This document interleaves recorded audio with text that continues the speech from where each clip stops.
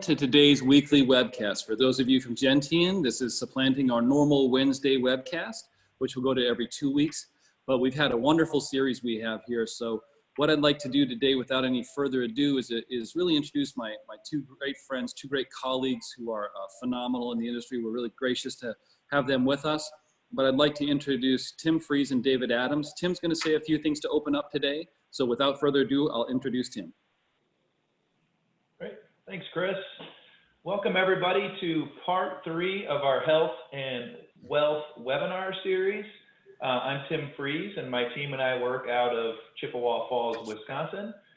Today, we're going to talk about nutrition, and I think it's going to be a real highlight of the series.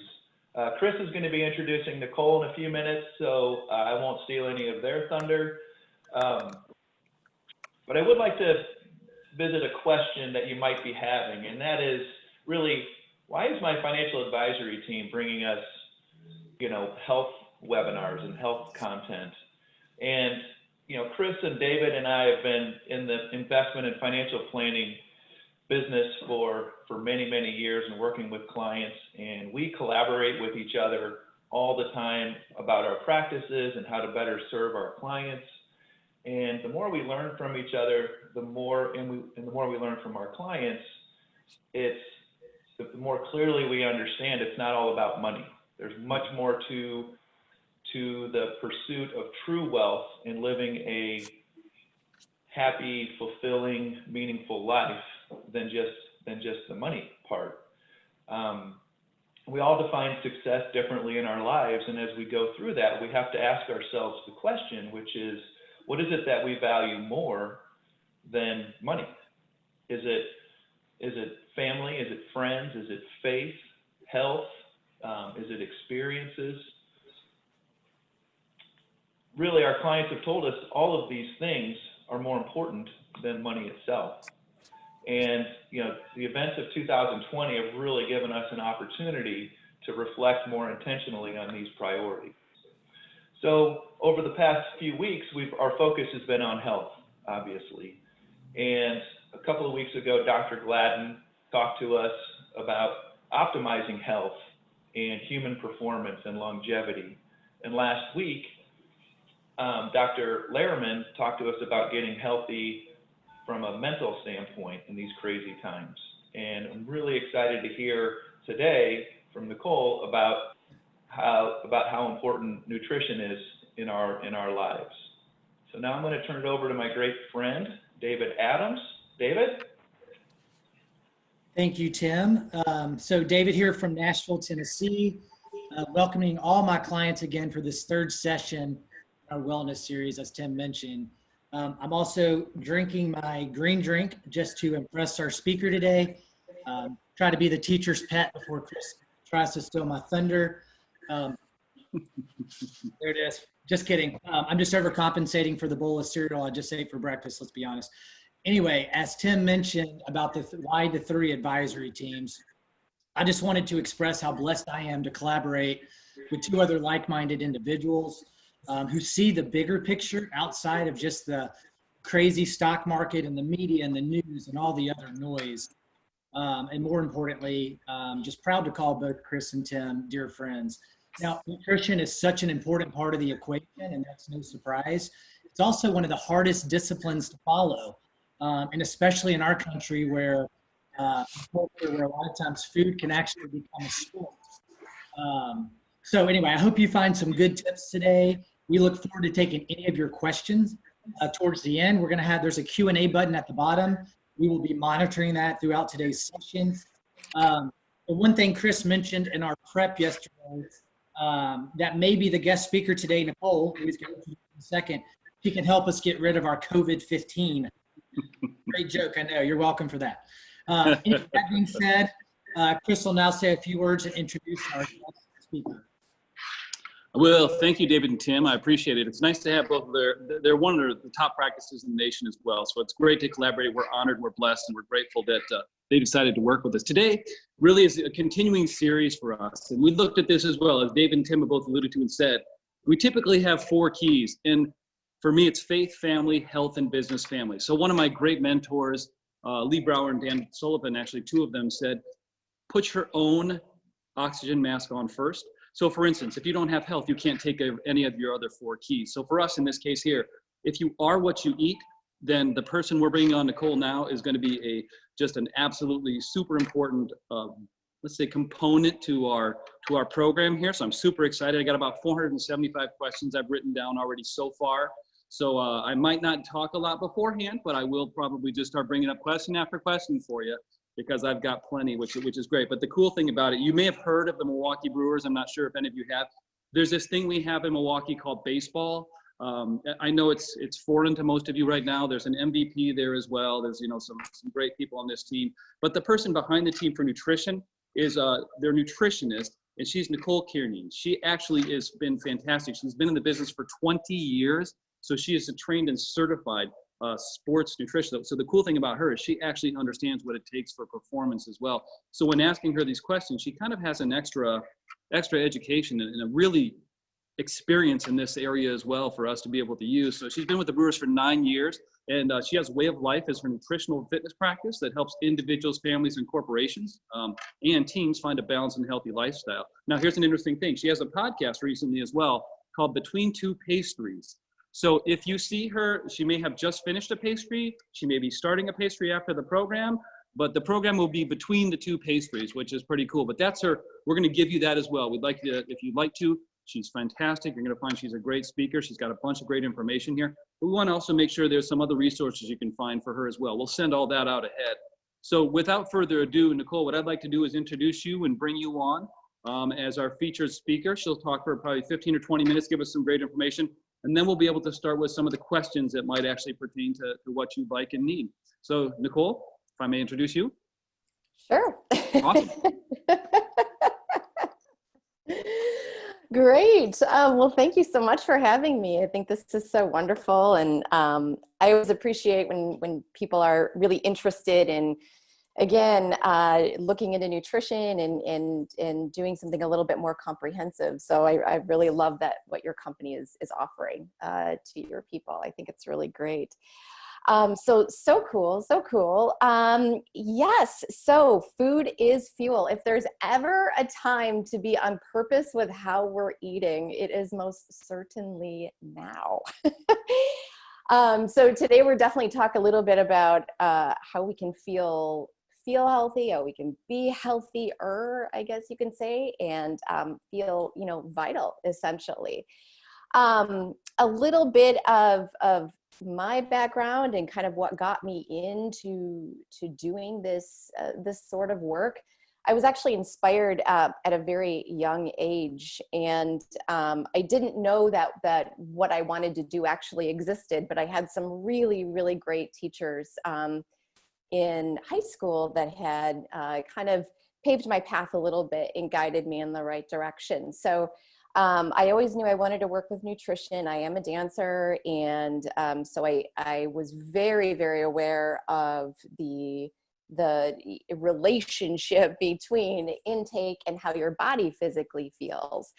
Also had a lot of trauma in my life too, and I also understood then as well that you can also have disordered eating when you have trauma in your life. And so I just thought, after realizing all of this cumulatively, that I thought, okay, I really want to dig deep into this and provide as much as I can for my clientele. And I've been extremely blessed in my practice to work with so many different types of people.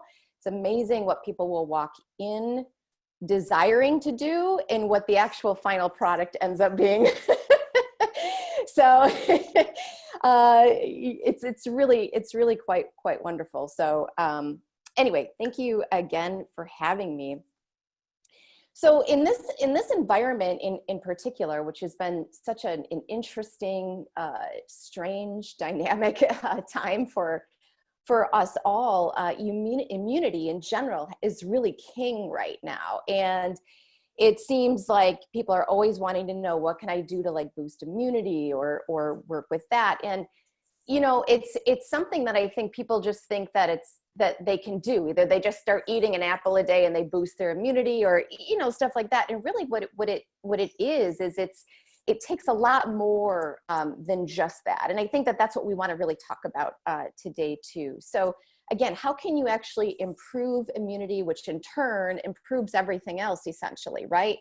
Good health, and you feel better, you have more energy, you sleep better. That's a huge one. So inflammation, first and foremost, that's really the foundation of everything. So it's the foundation just as far as really where most of our ailments actually come from. And inflammation can start, my gosh, inflammation starts years and years before it can usually even start presenting. So inflammation is one.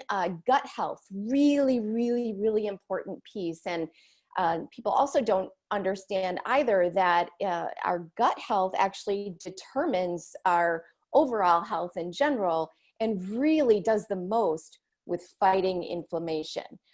So this is really, really important to kind of note. And it's something that we tend to just sort of bypass.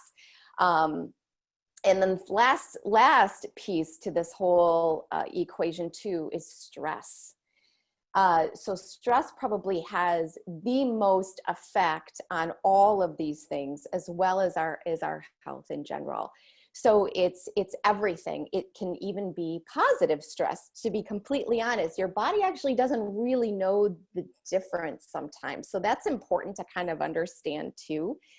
So again, it can be work stress, it can be home stress, it can be amazing stress, I mean, all kinds of different things. Lack of sleep, which is huge. Sleep cycles are huge for people actually. So that's a really, really big one, and something that we'll talk a little bit more about today too. Other forms of stress, with some people don't actually realize, would be too much exercise. So looking into that a little bit. And of course, on the other end of the spectrum, not enough exercise, right? In addition to that, poor diet, alcohol, sugar, all of these types of things can compound into what's called stress and create just a mess in your gut in general, and then therefore leads to inflammation, and therefore leads to just not feeling well in general. So it's a lot to kind of unpack. So when we talk about inflammation, couple of cool stories that I've been able to actually see with a lot of my clients and even some of my players. I think one of the most rewarding things to see when I'm working with the team is because I'm also in charge of all of the minor league teams as well. I usually have to travel to these different camps. As well as see everybody at spring training, which is awesome. It's like homecoming. Everybody gets super excited, and it's like they talk about their summer, right? Their off season. What did you do? That kind of thing. It's super fun. But anyway, that's where everybody kind of gets together. But throughout the year, I'm usually going to the different affiliates then and working with individuals. So I'm seeing these kids from when they're first entering our affiliate till hopefully they make it to the majors, which is really wonderful to actually watch people's careers kind of go through. So I have to say that my biggest joy is seeing someone that's in kind of our A league or farm league, if you will, and seeing them actually make it to the majors, and seeing that nutrition played such a huge piece in what they did, because we get a lot of these guys too who come from a lot of different backgrounds. Some of these guys are just super skinny. we gotta, help them do kind of a lot of different things. And, when they're coming in too at 18, 19, 20 years old, they don't know a lot of this stuff. So it's really fun when they can latch onto it, carry it on through their life, but also they really made that connection that, oh my gosh, everything that you taught me, even though I hated to do it at the time, I realized how much that paid off. So point being is when you're talking about nutrition is important when you're consistent at it. It's what you do day in and day out on a very regular basis that ultimately determines your health, period. It's not, what happens once in a while, or, and that's really important to kind of understand, because In my practice too, I'm always helping people achieve balance. Balance is the key to everything. It's not being on one end of the spectrum and the other end of the spectrum. It's really finding your balance of how you operate, what you like to do, what you like to eat, your lifestyle, all of that. It's really, really important. We can achieve optimal health by doing that. We don't have to be on one end of the spectrum where it's just only eating certain things. It just doesn't have to be that way. So when we're talking about inflammation and we're talking about gut, but just overall inflammation in general, what can increase inflammation? So we talked about alcohol can increase inflammation. Too much sugar can increase inflammation in our body. A lot of times, certain things that we'll eat, like fried foods, those kinds of things, trans fatty acids. We've taken a lot of trans fats out of our products recently, but what you'll find though, and this is important to kind of understand, that even if you are, eating something from a bag or whatever it might be, it's important to note that if there's any hydrogenated oil in there, any partially hydrogenated oil in there, to really understand that that's still a form of a trans fatty acid. And so again, we have actually banned them in general. However, this is what people need to understand. They still are in the hydrogenated and partially hydrogenated oils, and those have not gone away for a lot of different reasons. And so it's just important to kind of understand that. So how companies can actually get away with that is because they can say that per serving, there is no trans fats per serving. However, I like to use the example that if someone's eating an Oreo cookie, they're not eating one Oreo cookie. Usually they're eating a sleeve. I'm just saying that may not always be the case, but I'm saying it's common, it's common. And so if you're eating a sleeve, or it's even just a couple of handfuls, whatever, now you're eating a couple servings. So therefore you're actually getting trans fatty acids. And this is what's really important to understand. Again, if you have that every once in a while, you're fine. Trust me. It's what you do. If you're having a sleeve every day, we may need to talk about that. But so that's that type of thing that creates that inflammation in your body.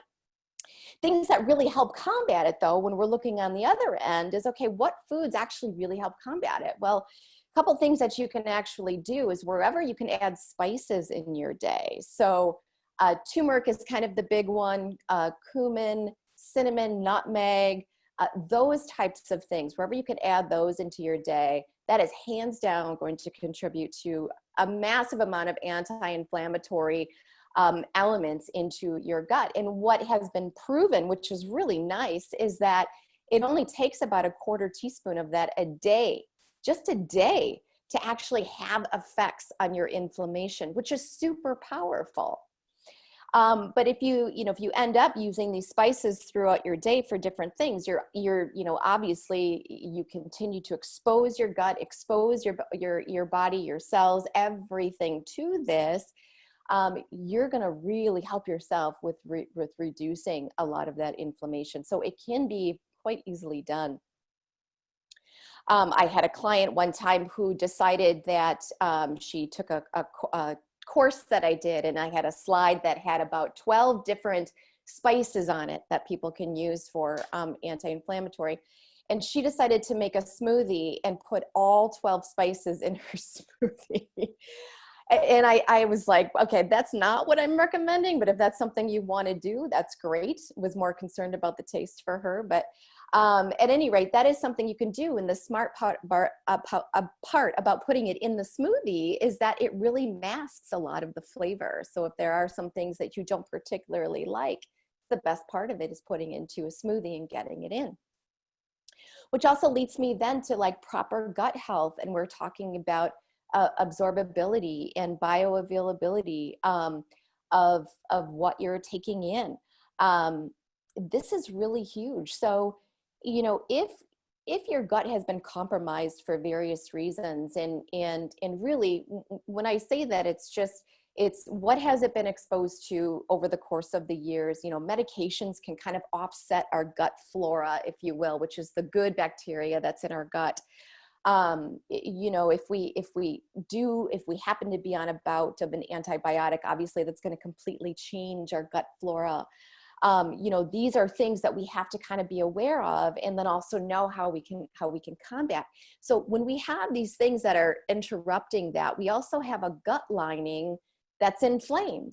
And when we have a gut lining that's inflamed, we're actually not going to be absorbing things as efficiently anymore. And so, and as we age through the life cycle, we have less and less and less of certain enzymes being produced in our gut sometimes to help us with absorbability and digestion and those types of things. So it's looking at, okay, how do I bring those back? Because we really can. The other thing that happens too as we age is we have less amount of vitamin B12 in our system. And so without vitamin B12 as well, we're not able to absorb things quite as well. So this is all really important just to know. The good part is that there's so much we can do around this. I think at one point, you know, before a lot of this research came out, it was just sort of like, well, this is just what's happening. This is just what it is. And we had to, you know, feel like we had to accept it. But nutrition is just super powerful, and how you take it in is even that much more powerful. So if you have a gut that's a little compromised, and maybe you know by your digestion or how you feel after a meal, or, you know, there's different things that you can just tell, even just by how you physically feel. You know, having a smoothie or having more of a broken down type of a drink, or more of a cooked type of a vegetable or what have you, is one way to make it a little bit more easily for your body to absorb that nutrition. And so that's why when I bring up the smoothie, I bring it up that way, because you can throw in a couple handfuls of spinach. You can use, if you don't have a dairy issue, you know, like a Greek yogurt, which has a lot of great protein to it. So that can be your protein, you know, piece. You can add then a bunch of other anti-inflammatory fruits to that. You know, berries first and foremost are probably your absolute best anti-inflammatory fruit out there. All berries, including cranberries. I'm a huge fan of throwing frozen cranberries into smoothies. Highly, highly recommend it. It's one of those things where you're probably not going to have a cranberry on your own unless you're going ahead and putting a lot of sugar on it, making it into some sort of jello mold, or, you know, whatever we do, you know, with that, making a relish, you know, whatever, that's fine. But it's a little, you know, it's a little tart. But when you actually throw it into a smoothie like that, it's amazing how, you don't really taste that, but you're getting all of the fantastic benefits this gives you. And again, it's because like the other berries, you know, kind of mask that. It has a nice blend. It's like a nice bright flavor. Anyway, experiment with that, because it's really, really good. But this is also where you can add in, like we talked about, some of those anti-inflammatory spices to that too. You know, so experiment with some of those things that you might want to put in. Even if you put in some cinnamon and some nutmeg, some, you know, other type of like a sweeter spice of some sort. A lot of times it's going to get masked in there anyway, but you're giving yourself so much more. And that gut lining is going to be able to absorb that 1,000% more than if you were just to eat that, you know, as a whole food. So keep that in mind. That's one way to help yourself absorb a little bit more if you're kind of struggling a little bit. And having a smoothie a day would be a nice step to start getting that gut to respond a little bit better too. So that's definitely one way. Other things that we can do too is taking in things that have more like pro and prebiotics to that. So that also helps to actually create more gut flora, more good gut flora. And again, when we're talking about this, I'll probably repeat this a couple more times even, it's what you do on a daily basis. So it's this constant exposure. It's not what you do at one meal. It's like, try to spread some of these concepts out throughout the day. So you're constantly allowing your gut to receive this stuff. So it's building and building and building upon it. This is what's really important.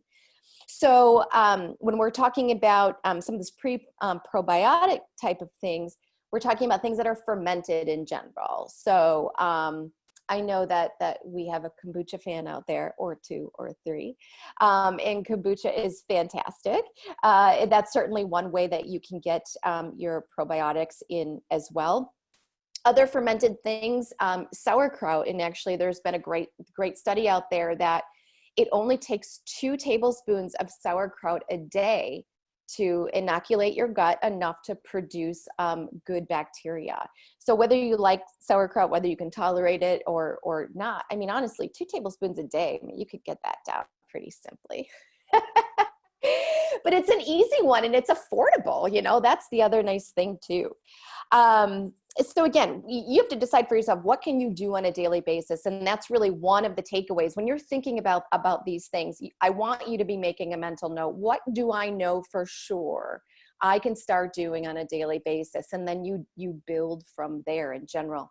The other piece to help with gut health too would be fiber. I cannot stress fiber enough.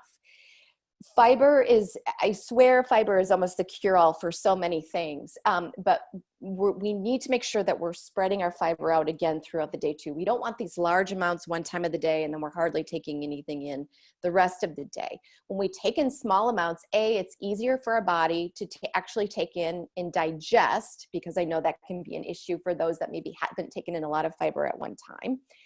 But fiber does a lot of different things. It feeds that good bacteria, number one. It also helps to absorb cholesterol and any extra fatty acid that doesn't belong there.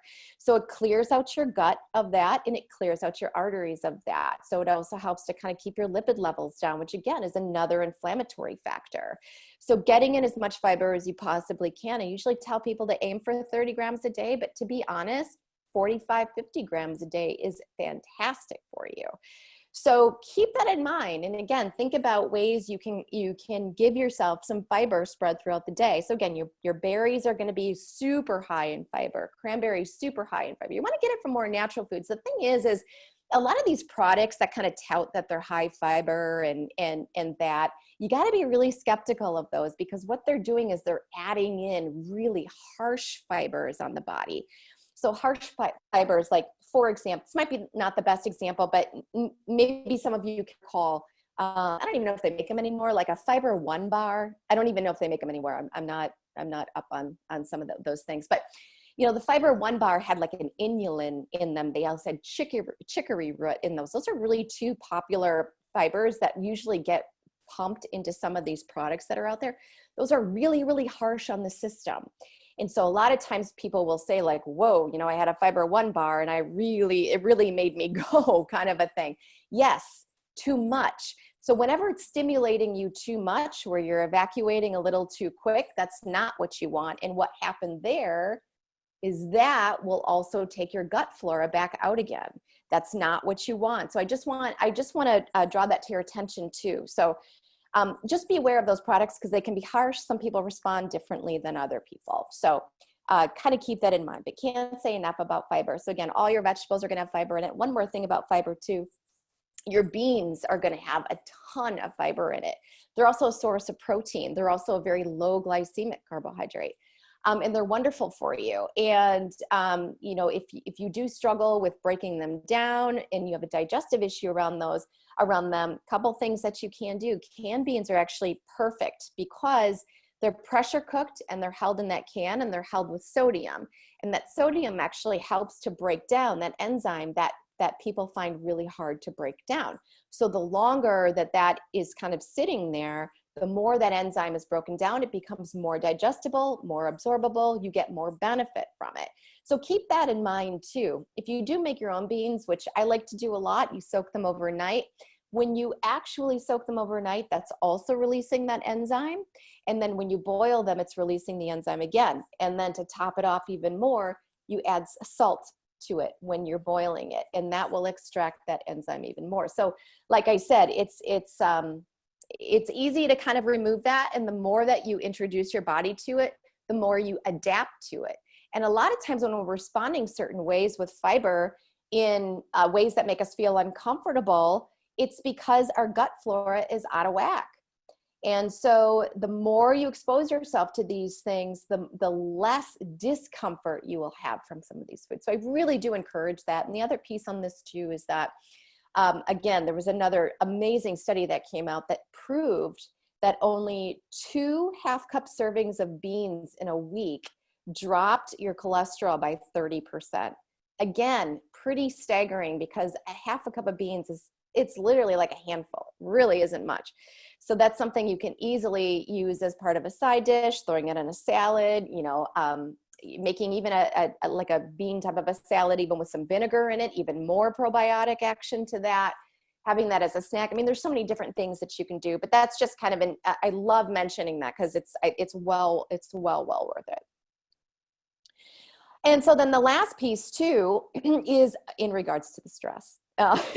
So again, whatever you can do to kind of manage stress in that response. And again, it's finding your balance around that. And one of the things that I work a lot with clients and around stress too. I also have a lot of clients that deal with, anxiety issues, sleep issues, a lot of different things. And so we work on creating some of these pauses, if you will, into their day. So super big fan of breath work. And when I talk about breath work, what I'm talking about is simply the pause. So whether you are about to eat, and a lot of times we eat really frazzled, like I think of sometimes we're eating through meetings, we're eating while we're watching something and we're getting really upset. And so then we're eating faster. And, all of these things really disrupt actually our own digestion and our own body's ability to produce what's needed, because it goes into like a state of confusion. Like, oh my gosh, we're really mad. So we're over here and we've got blood going everywhere else and not in our gut.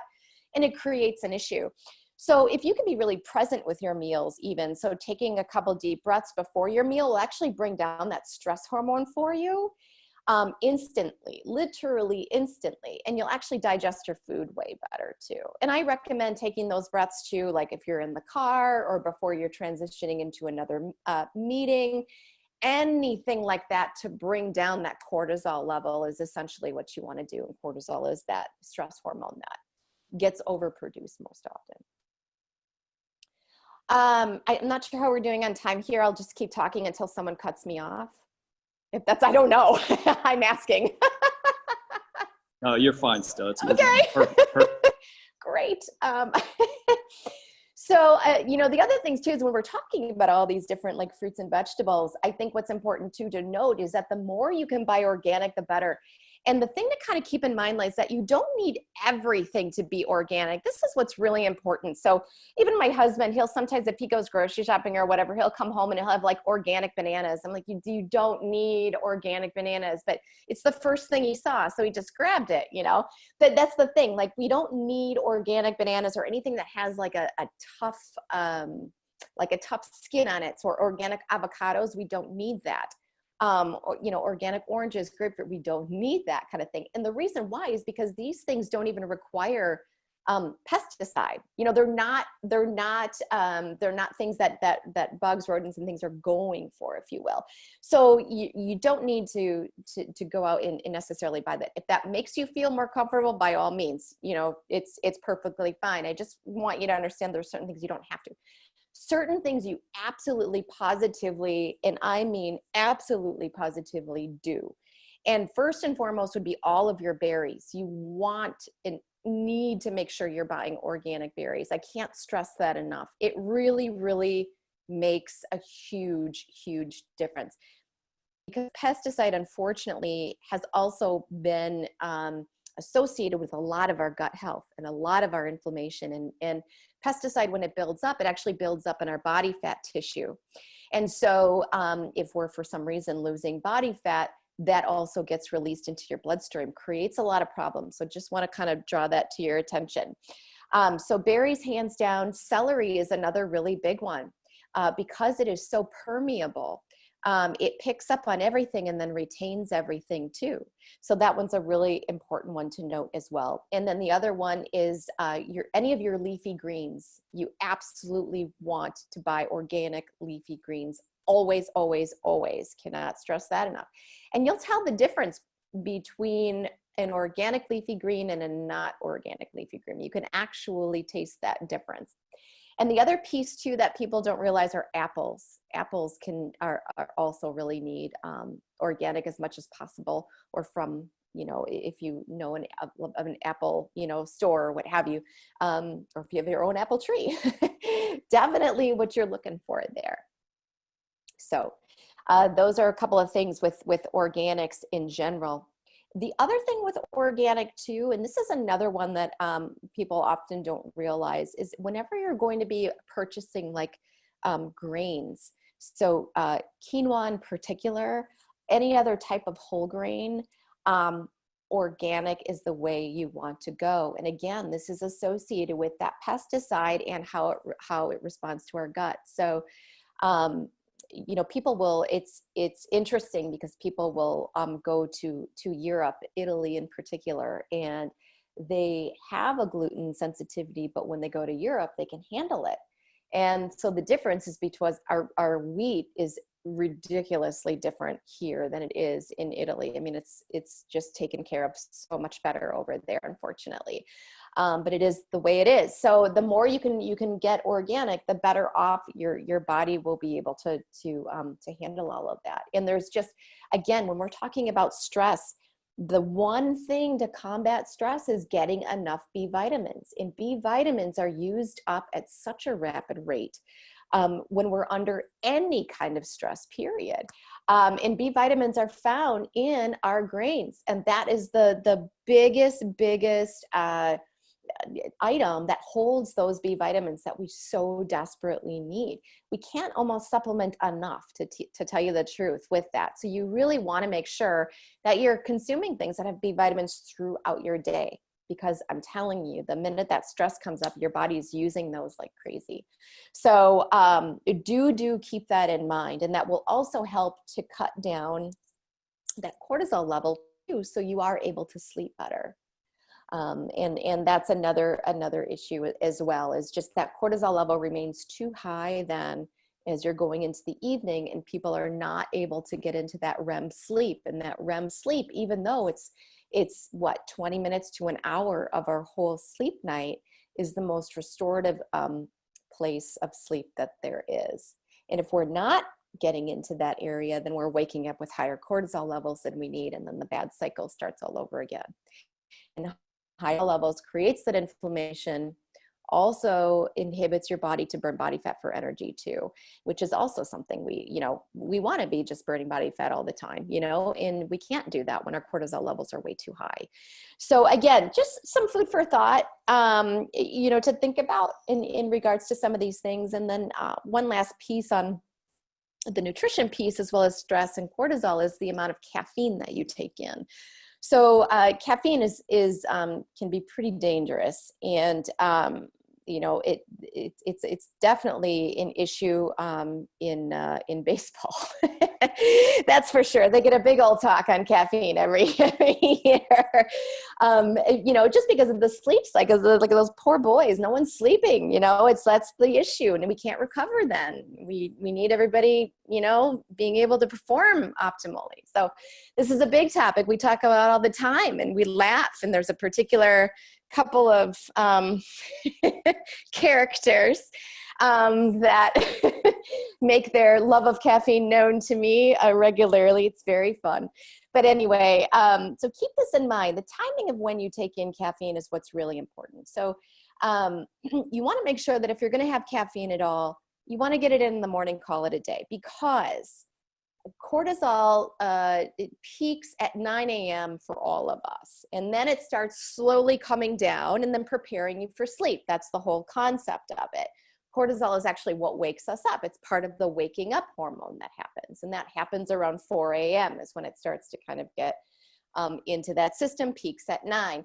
The issue with caffeine is that when you take caffeine in, you're instantly increasing that cortisol again. So if you're having, coffee in the morning, if you're having a caffeinated beverage in the early afternoon, then maybe you're having another one in the evening, you're constantly putting that cortisol up into your system. So that's going to create a problem, not only for sleep, but also for, stress and body fat usage.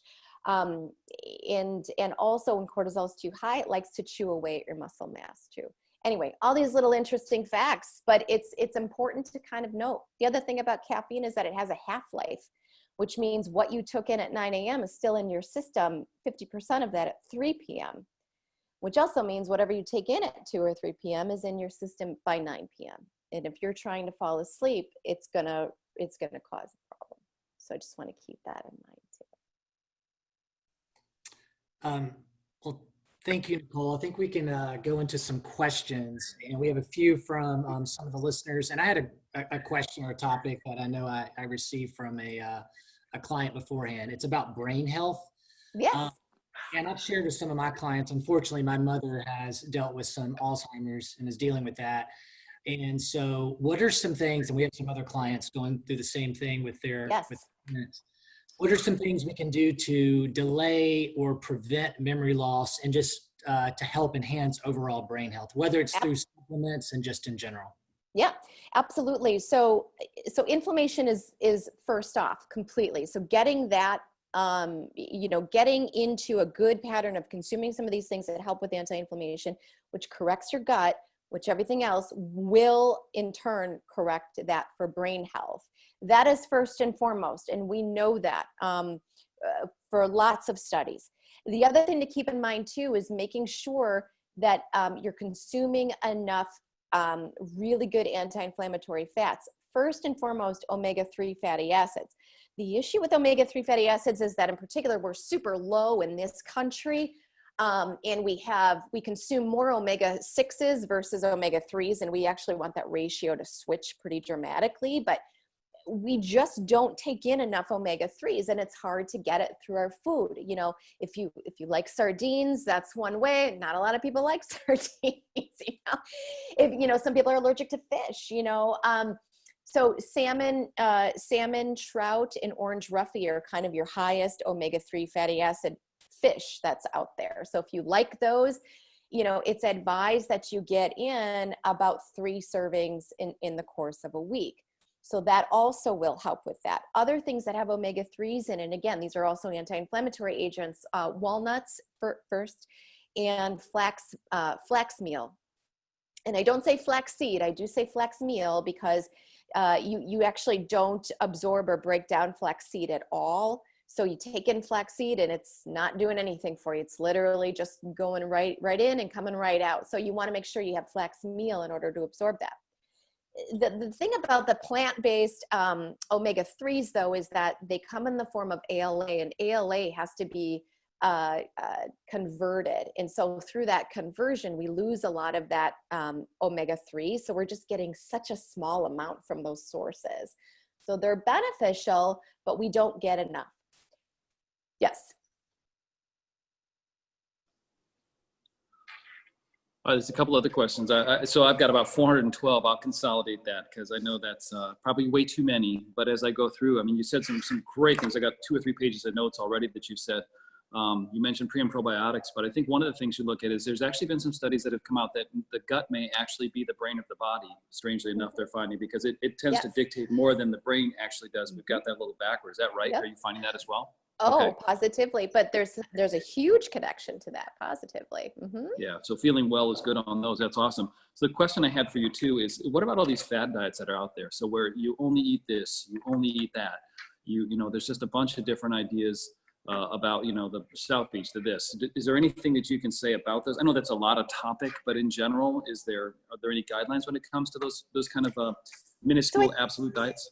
I think what's really important to note is that they are fad. So meaning they're short term, they're not long term. They're all missing a lot of different nutrients when you're doing them, because most of the time you're eliminating entire food groups, and that is actually part of the problem.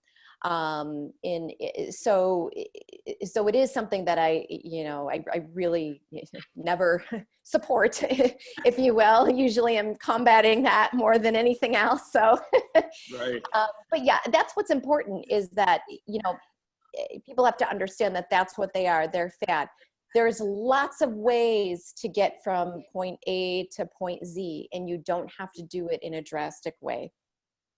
Yeah, that's good to know as well. I think one of the things too, so when you're looking at those, is and a ton of people have this, and you mentioned this on our pre-call as well, which is great. If you have a non-healthy gut or you don't accept foods as well, you actually have different nutrition absorbed by the way you prepare them, which I thought was a great point. Let's say eating kale straight up, which has a high ANDI index, high nutrient density index, but eating it straight up is, for some people, it's just, you're not going to get any nutrients out of it. You actually have to cook it or blend it. Is that right? Is that a concept? It's very true. It's very true. And some people just don't tolerate kale or some of the tougher greens very well at all. So that's a really good time then to put those in the blender, to add them to your smoothie or to cook them down enough. And so, when you're, especially with some of those leafy greens, we actually absorb more iron from like the spinach if we saute it or lightly steam it than having it raw. That's also another thing to kind of note. So we're going to get some different things depending on how we're cooking something. So same with what we talked about, kind of the broccoli, the Brussels sprout, the cauliflower, that family of things. We do much better when we cook those, obviously. We can also tolerate them raw, but what I would recommend with that is that you want to cut it into really small, you want to cut it into very small pieces raw. You will actually absorb more from that because they're already going to be cut. So the digestive piece doesn't have to break so much down, basically. And what we're finding is that there are some really, really powerful antioxidant, anti-cancerous elements to raw broccoli and cauliflower, as well as, again, powerful things when you cook them. So we kind of always want a combination of some raw, some cooked things. It's just making it work for you. So cutting things into tiny, tiny pieces, breaking them down, cutting down that cellulose, that's what you're trying to do, essentially is what you want to do, and that will enhance your absorption. That's awesome. I know somebody made sort of a comment that they heard that Justin Verlander gets 10 to 12 hours of night of sleep. It's too much probably for the average person, not making a ton of money, but do you think that I've actually read a lot as well that sleep heavily affects performance of professional athletes. So they get as much as they can in many cases. Yes. But then I've also heard, I've got a good friend, Sean, who actually was a pro pitcher for 9 years, telling everyone, I said, so what do people really do after the game? Well, I'm going to say that Doritos, Domino's, and Taco Bell and Fortnite are all fairly common. So you're in repair mode a lot as well. Can you speak to any of those? Yeah, I speak to that more on a minor league level when those boys are trying to grow up a little bit. But, the major league level, those guys know where it's at. I mean, sure, they're probably staying up until 2, 3 in the morning playing video games. Not going to lie about that. Okay. But we have specific things that we do feed them post game. And then we also have, most of them have specific things that they actually eat before they go to bed because they are constantly recovering. So we'll also have them sleep. And you've got some guys who will literally go to bed an hour after the game, but it's most of the time they're staying up a little bit. We'll have them sleep, usually set their alarm early, get up, eat something. So usually we're having them eat a bar, something inside their nightstand, and then they go back to sleep for another couple hours, and then they have another breakfast before they come to the to the clubhouse, and then they eat again. Oh, nice. But we have to for the recovery. Yeah. Nicole, question.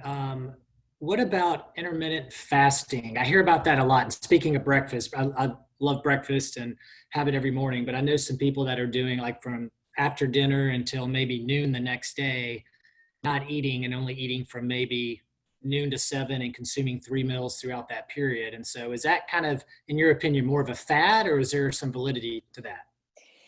It actually, so this is such a loaded question. And I don't know how to condense an answer, to be completely honest. So again, this is another thing that I'm not a fan of for so many reasons.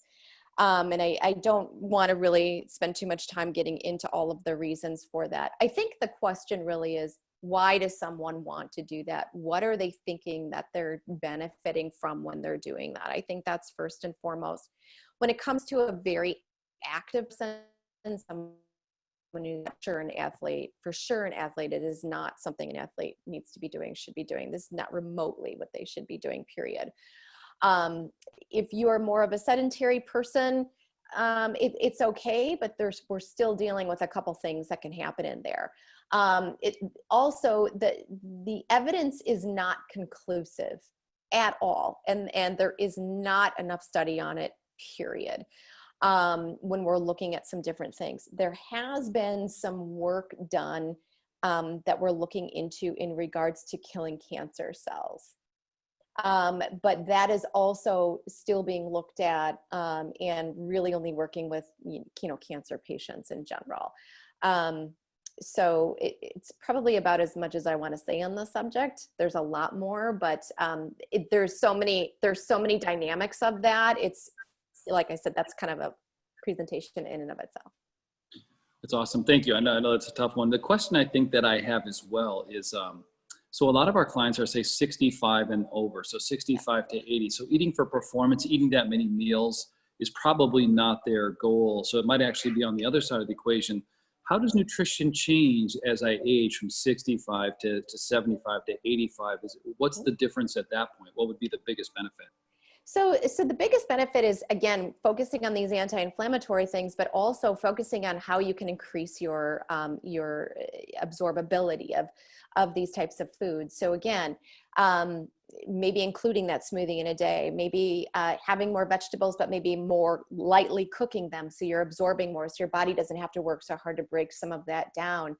It's that kind of thing. We also, again, we lose and start not producing as much B12 anymore. So sometimes you have to keep an eye on your B12 rate and potentially even start supplementing with B12 too, which is easy to do in general. Taking in the omega-3 fatty acids, so getting that in a supplement form, if you don't like a lot of these other things, hands down is what's going to be beneficial for you. So that's the type of thing too. Also, looking at where vitamin D levels stand too, and I didn't mention this, but vitamin D has a lot to do with inflammation in the body too. It also has a lot to do with being able to absorb. It has a lot to do with gut lining health, and it also has a lot to do with our mental health as far as depression goes too. Moods, sleep, it disrupts everything, and it also makes your joints hurt real bad. So, making sure that we have enough vitamin D coming in as well. And that's not something that, again, that's another area we don't really get a whole lot of. Question, Nicole. So best supplements, and I know it varies by every person, and what I've heard consistently from holistic doctors and other people in your field has been things like fish oils, a probiotic, vitamin D, because a lot of us don't have enough exposure to the sun, vitamin B, and maybe a multivitamin and smoothie each day, that sort of thing. What else? Is there anything else that you would say outside of those that's kind of a go-to that, not everybody, but maybe almost everybody should implement on a daily basis, supplement-wise?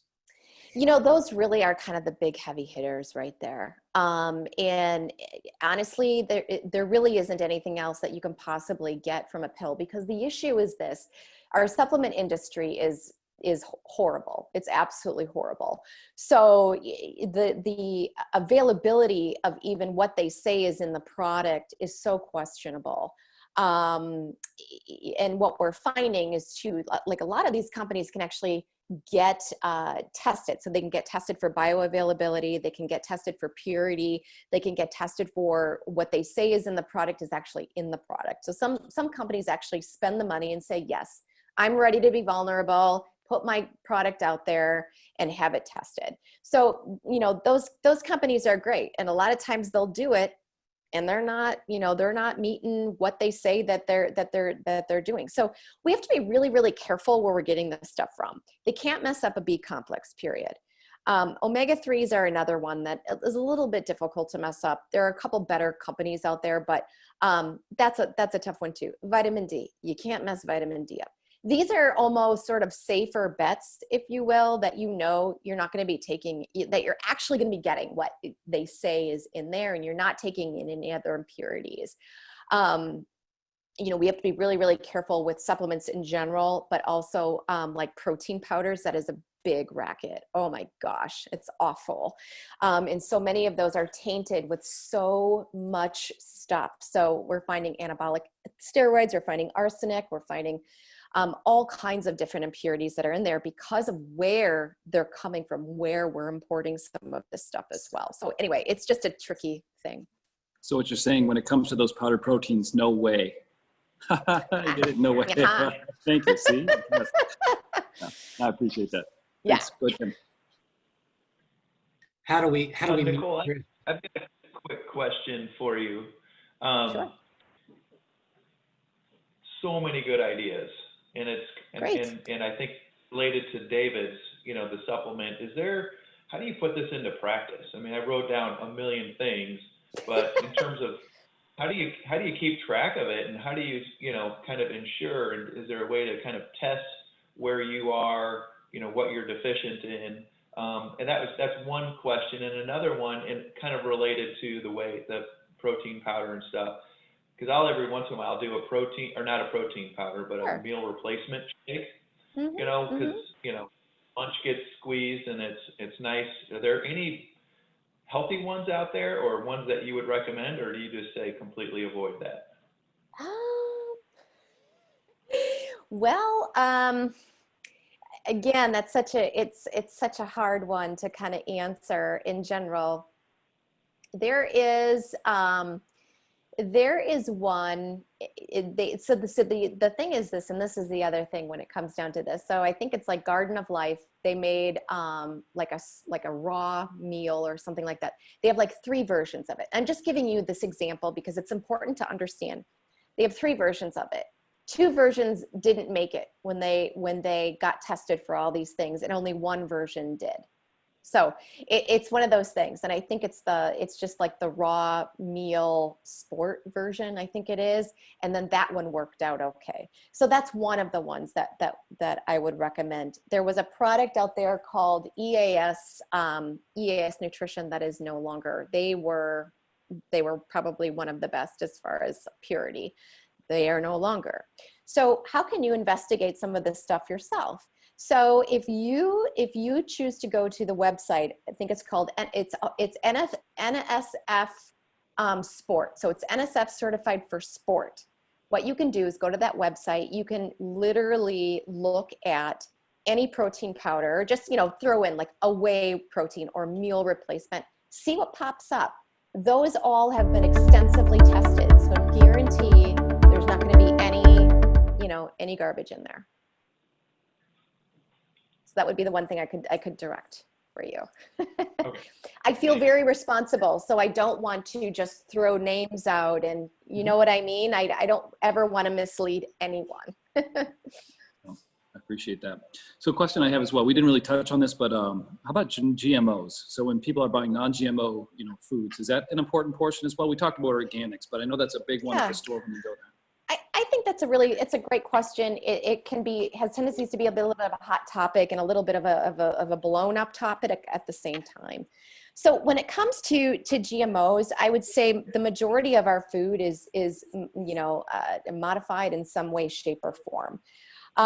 It's something that we have a hard time getting away from when we're looking at kind of the big picture here. So the more you can just buy from like a farmer's market or somebody that that grows this stuff on their own is always going to be the best bet, because you know where it's coming from in general. When we're talking about GMO in general, honestly, the one thing you want to get non-GMO is preferably corn and soy.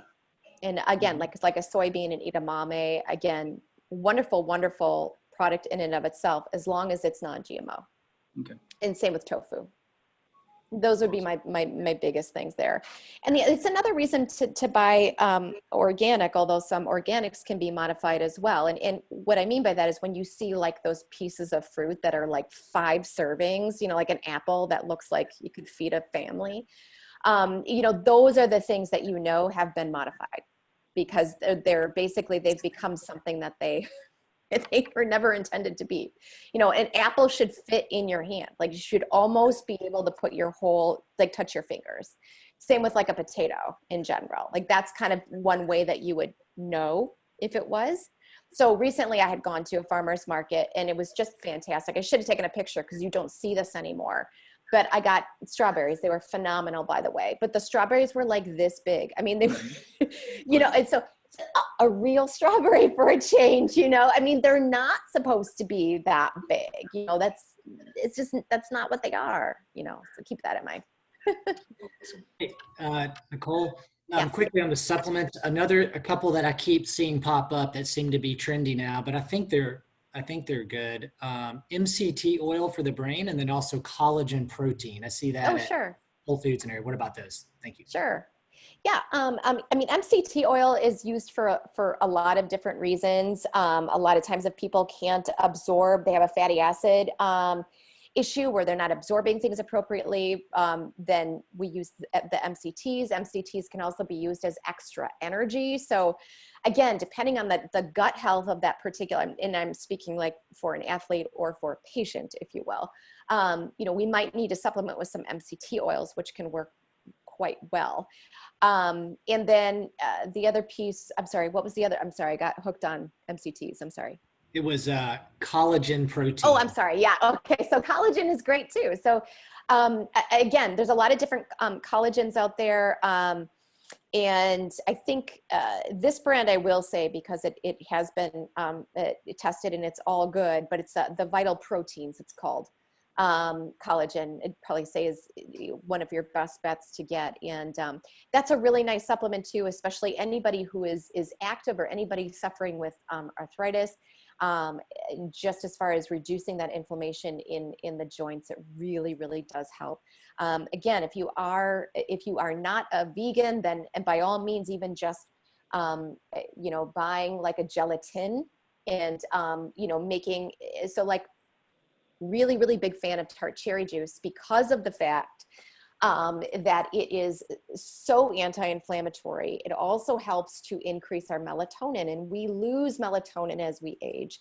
And melatonin is also another another element that raises when we're trying to go to sleep. So tart cherry juice has been extensively studied. We use it a ton in the ball team. And if you are an athlete, 16 ounces a day is really what's recommended. If you're not an athlete, 8 ounces a day is going to suit you quite well.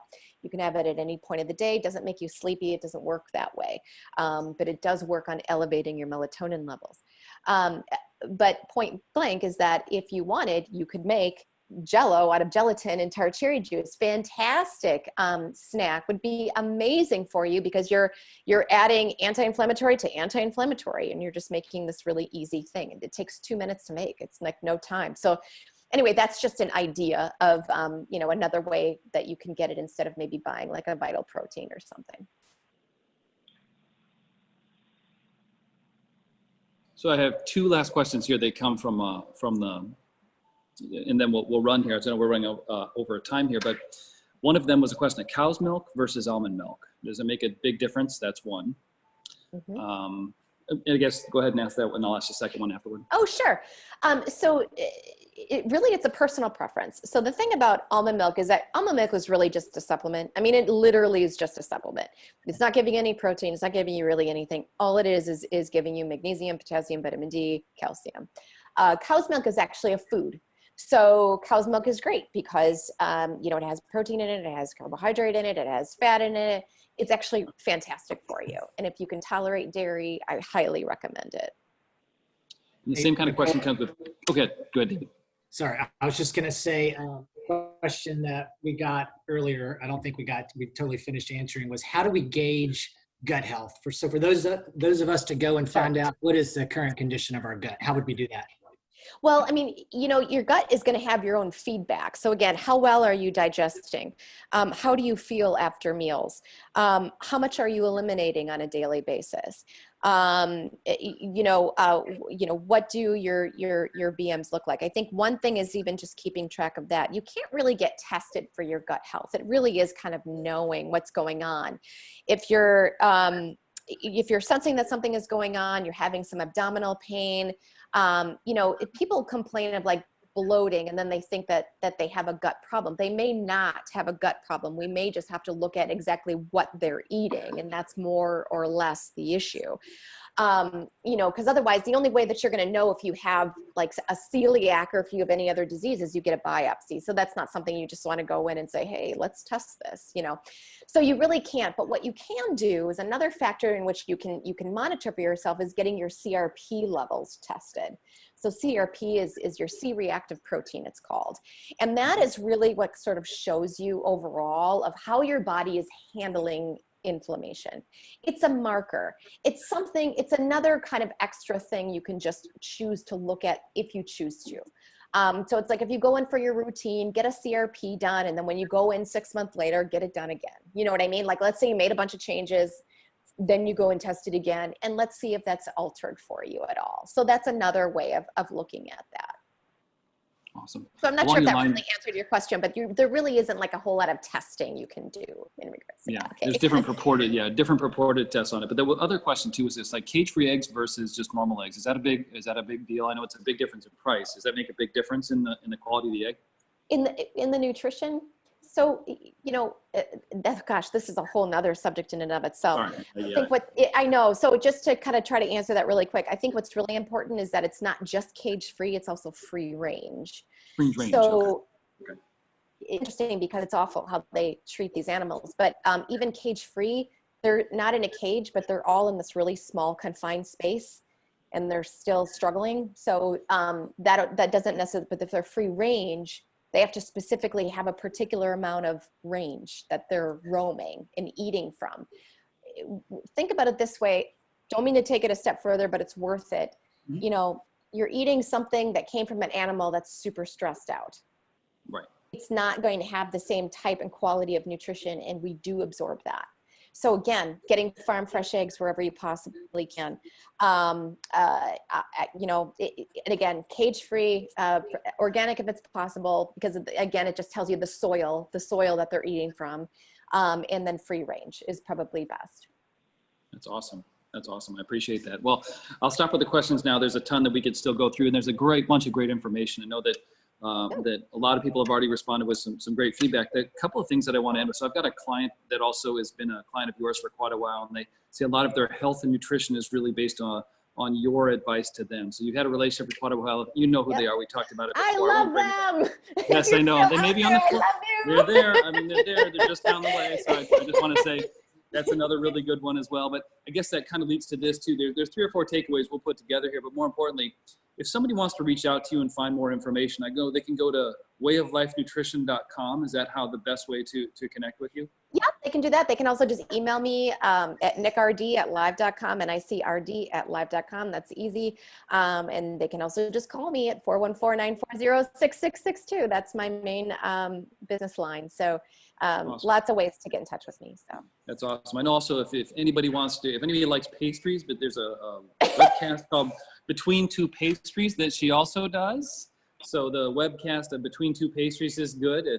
And again, it's got some very specific information that's been new. I want to make sure that if you want to reach out and connect with her as well, it's a great way to do it. Well, I want to say thank you tremendously from our team, from our clients, nutrition, health, gratitude, the reducing of stress. This is all very important. Normally I start with going big, but I'll actually end with going big, which I think the gratitude that we have for you and what you do and you've dedicated your life for both ourselves, for the sports figures, for the clients that we have as well. We really appreciate you sharing that. That's tremendous. We'll reach out to you in many different ways. But I just want to make sure that you understand our gratitude. It's really been phenomenal. David, Tim, any last words? Nicole, thank you so much. And we will post this video. We're going to put together a recording. We'll post it soon if you want to share it with loved ones. And I think I'm going to go try to eat a healthy lunch now. So thank you for that. Very good. Awesome. David was going to eat Lucky Charms. That was what he was going to eat. Right. Okay, easy, Chris. That's all right. Well, once again, thank you. This ran a little bit over, but there's a bunch of great questions. We could continue on forever as well. Thank you tremendously, Nicole, David, Tim, Ashley, our whole team again for the wonderful, wonderful information we get today in our series. And we'll find different pieces along the way as well. And maybe we'll reach out to Nicole and get her back at some point in time, because it's really fantastic information, maybe on just a specific topic. Thank you again. Have a wonderful day, wonderful season. I know baseball is starting again here in a month or two, so everybody's probably trying to get back into season shape, I imagine. So your job is cut out for you right now. Well, thank you very much. I really appreciate it, guys. Thank you so much. Thank you as well, Nicole. Awesome. All right. Thank you tremendously. Have a great week, everyone. We look forward to bringing more information, more specialists like Nicole to you in the future as well. Thank you. Thank you. Thanks, guys.